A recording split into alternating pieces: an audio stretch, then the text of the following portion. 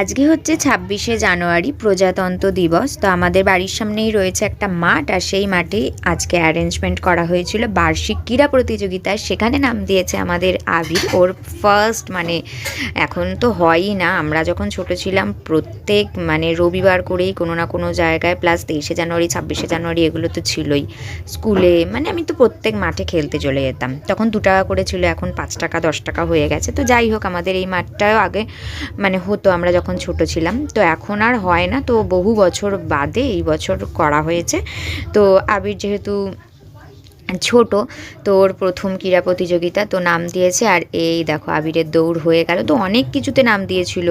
আর এখন এখানে হচ্ছে অঙ্করেশে নিশাও নাম দিয়েছে। অঙ্করেশ ছিল, বেলুন ফাটানো ছিল, তারপরে বালতিতে বল, বিস্কুট রেস। আর এই দেখো এখানে এসে নিশা আর কি অঙ্করেশ হবে। এখানে রয়েছে অঙ্ক খাতায় যে নিশা